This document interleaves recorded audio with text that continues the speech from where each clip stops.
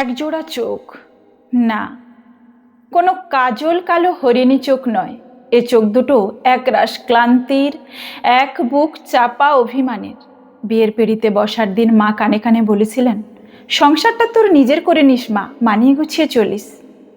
আমি চললাম, বছরের পর বছর ধরে একটা চেনা বৃত্তে হেঁটে চললাম, কখনো কারো স্ত্রী হয়ে, কখনো কারো মা হয়ে। সবাই বলল, বাহ, মেয়েটার কত ভাগ্য, জামাই মস্ত বড় অফিসার। কেউ বলল, ছেলের পরিচয়েই তো মায়ের আসল গৌরব।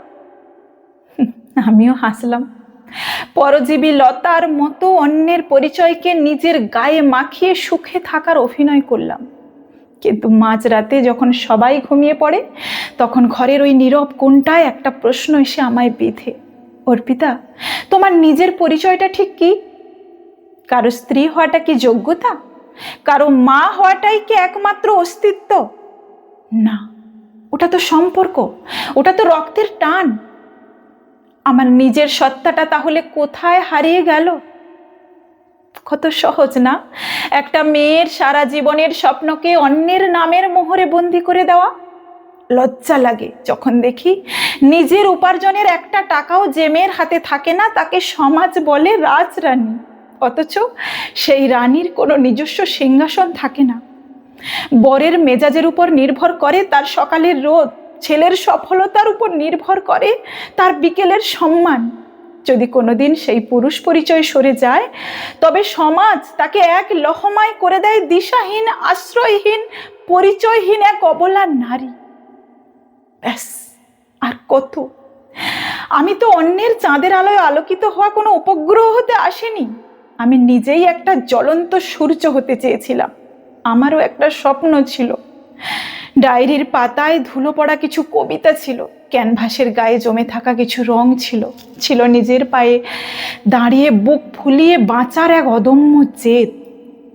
লোকেরা বলল, এই বয়সে আবার কিসের পাগলামি, কিসের চাকরি, কিসের ব্যবসা? আমি হাসলাম, বললাম, মরচে ধরা আত্মসম্মানটাকে একটু পালিশ করে নেওয়ার লড়াই। সহজ ছিল না। ঘর সংসার সামলে বিনিদ্র রাত জেগে নিজের যোগ্যতাকে নতুন করে প্রমাণ করা সহজ ছিল না। চোখের জলকে কালিতে রূপান্তর করেছি, ভেতরকার ভাঙচুরকে বানিয়েছি এগিয়ে যাওয়ার সিঁড়ি। আজ আমি যখন নিজের উপার্জনের প্রথম পারিশ্রমিকটা হাতে পাই, তখন বুঝলাম স্বাধীনতার স্বাদ কেমন হয়। নিজের টাকায় কেনা একটা সামান্য শাড়িও যেন পৃথিবীর সবচেয়ে দামি পোশাকের চেয়েও বেশি উজ্জ্বল।